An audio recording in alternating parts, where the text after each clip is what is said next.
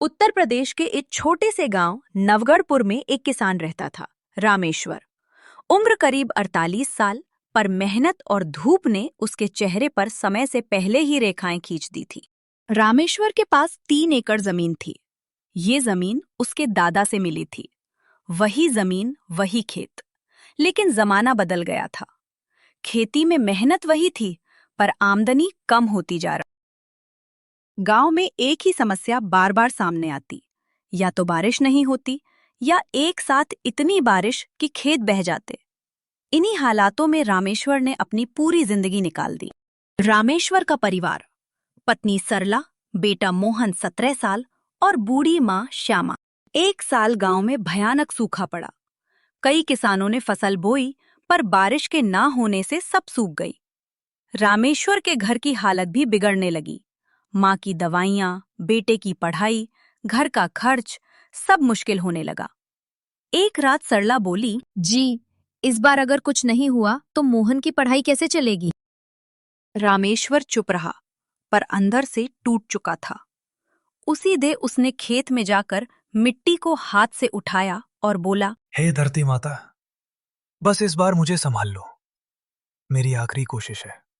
अगले दिन गांव में एक अनोखा आदमी आया।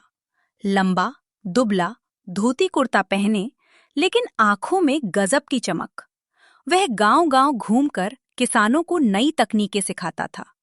उसका नाम था पवन त्रिपाठी, कृषि विश्वविद्यालय का रिसर्चर। वह रामेश्वर के खेत में गया और बोला, काका, आपकी मिट्टी अच्छी है, लेकिन आपकी खेती पुरानी पद्धति से हो रही है।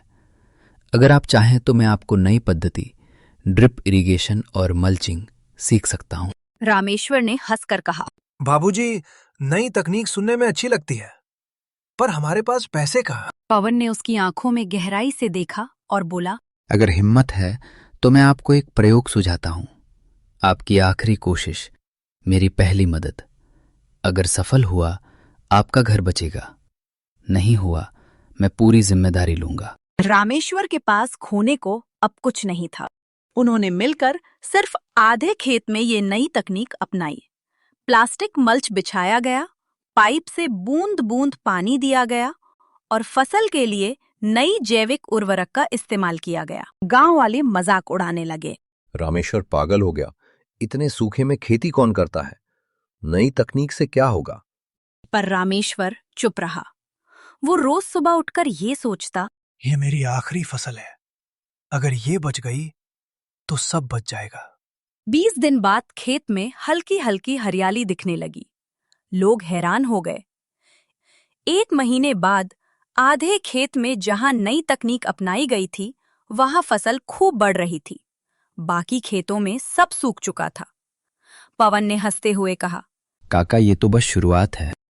रामेश्वर की आंखें भर आईं। उसे लगा जैसे जीवन वापस लौट आया।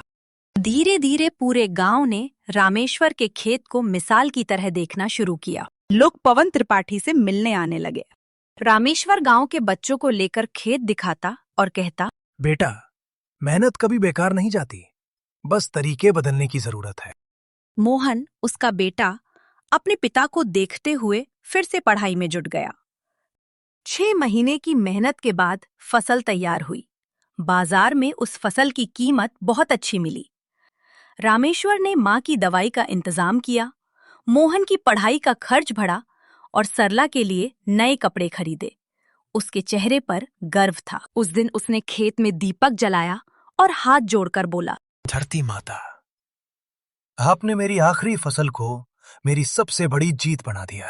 अगले साल जिला अधिकारी ने गांव का दौरा किया और रामेश्वर को जिला स्तर का सर्वश्रेष्ठ किसान पुरस्कार दिया।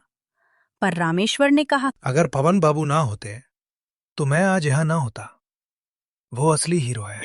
धूमधाम से तालियां बजी, पर रामेश्वर विनम्र बना रहा, क्योंकि वह एक सच्चा किसान था, जिसे जमीन से उठने का हुनर था और जमीन से जुड़कर रहने की आदत।